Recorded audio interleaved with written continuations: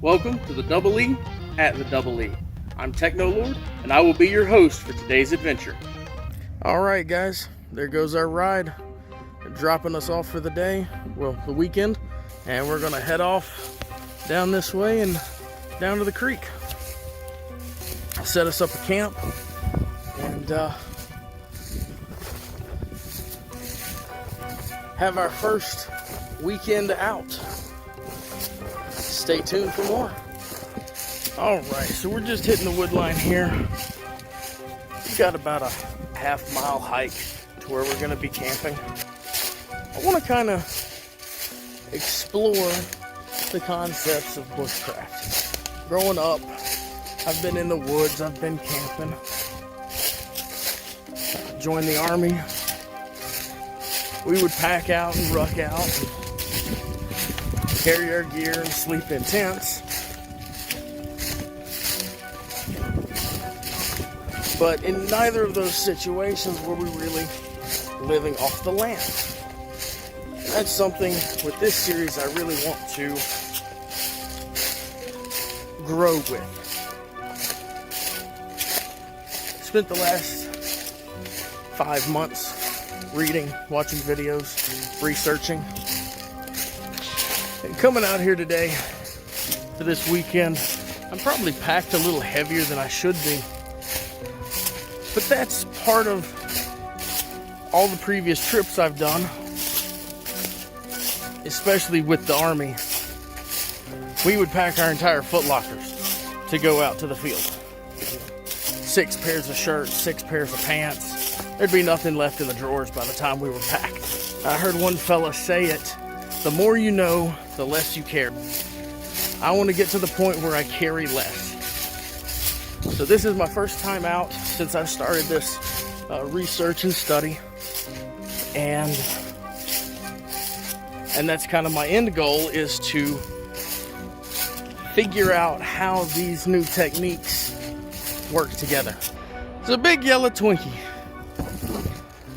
Down here where we're going to be camping, it's not the middle of nowhere. It's not 3 days from civilization. It's just the backside of the farm. Far enough away to feel kind of remote, but we are right here on the road. All right, here we are down by the creek.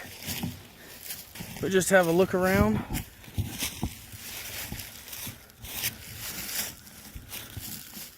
All right, guys. So I'm right here where I was going to originally set up the tent. And there's a nice open flat spot here that we could have used. But then I got to looking. You see this tree right here? This is what one would call a widowmaker. It's dead. It looks like a dogwood. It's also the kind of tree that can fall on your tent in the middle of a windstorm and leave you seriously injured. So we're going to reevaluate the area and put the tent somewhere else. All right, so I think I found me a little bit better spot here underneath these beech trees, and I'm gonna get this tent set up.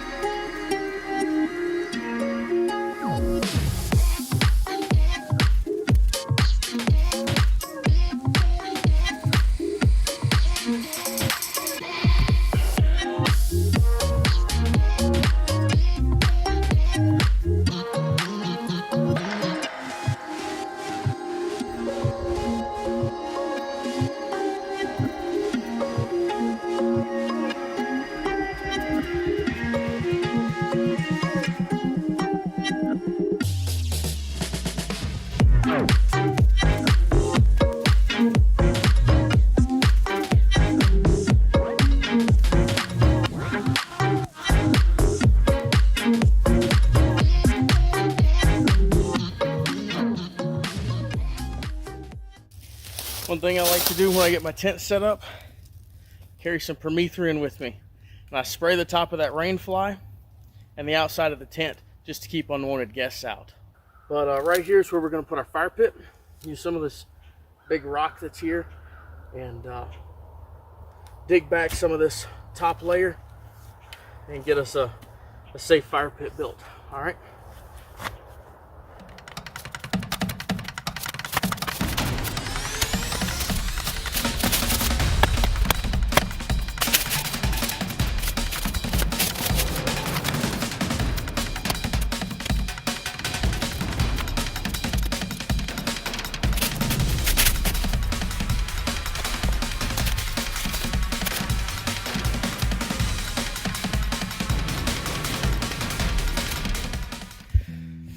All right, guys, so I just flipped over a log here and a piece of dead wood. It is right there, a little piece of stump, and the other portion of it, well, and inside of it, I found this. Well, not inside of it, but you know, this is part of it. And inside of this, I don't know if you can really see what's going on there. Fat wood. I built my fire pit on a natural fire tender of fat wood. So I process this up and get a fire going.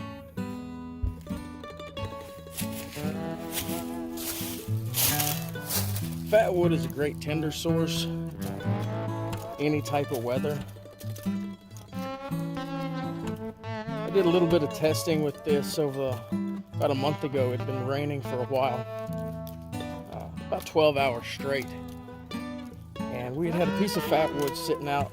We'd pulled a stump out of the pasture up on the hill, and it had been sitting out in that rainstorm, not in the ground, not covered in leaves, full exposure to the elements and the rain. And so I took it down to the house, and on the porch I cracked it open, split it out, and exposed the heartwood of it, and shaved it up and lit a fire. Any kind of condition, fat wood can be. Fat wood is one of those all-weather tenders. Just, you know, as you're processing it, keep it dry. At least in my experience.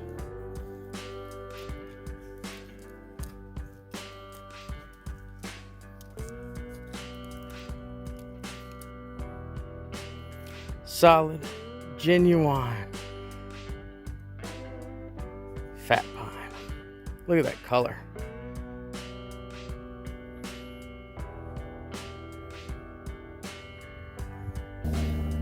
Get here where you guys can see me the best.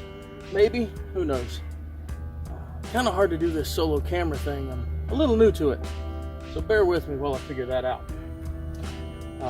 I got me a little watertight tote for my fire kit. In it I've got a Bic lighter, which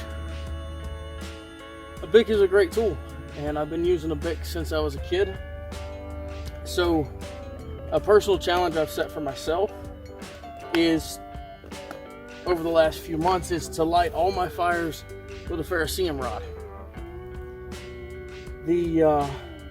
And this is everything from my wood stove to my campfires. I want to get proficient with these. So it's kind of a personal goal for us. This was a brand new rod, never been used. It's got a little striking steel in it, and it's an aluminum chassis with a little ferrocerium rod in there. This one's brand new, never been used. So I'm gonna strip some of the protectant off of it. As you can see, we got some fire starting to fly there. One thing I did was I went through and I set up all my knives to where they could use the ferrocerium rod if I needed them to.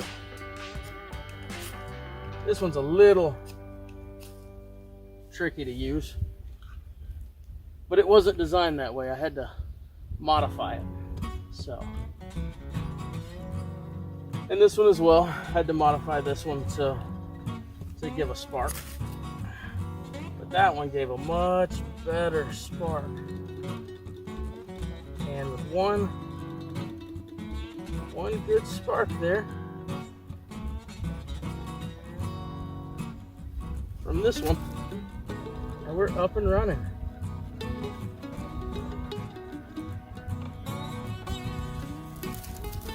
Got some of that fat pine going. There it is. You see all that black soot coming off of there. Basically, fat pine is when a pine or another member of its family dies, the resin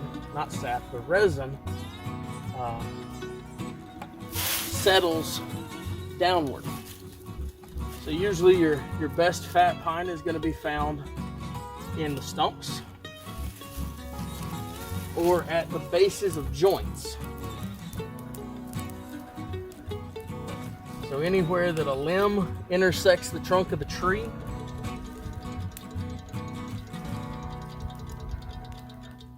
is a good place to look for fat pine. The piece that I was showing you a while ago, that's exactly what that was. That was the intersection of the heartwood of the pine and the heartwood of the limb. And all that sap solidified right there.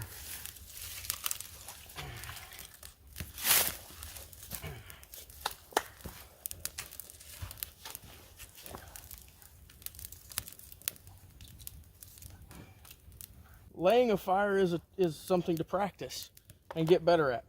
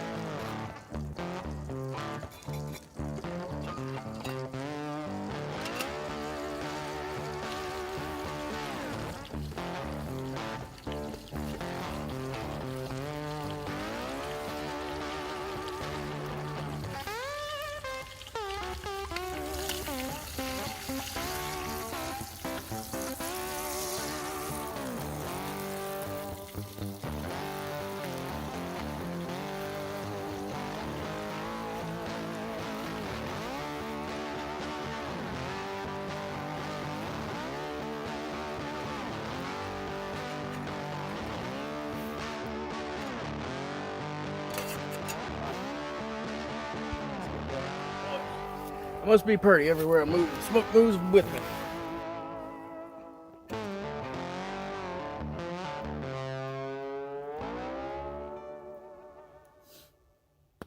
All right, guys.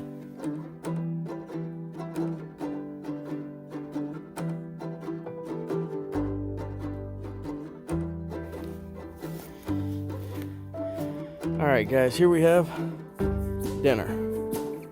We got some New York strip steak, some ramen noodles, a little custom seasoning, all tossed on the pot and boiled.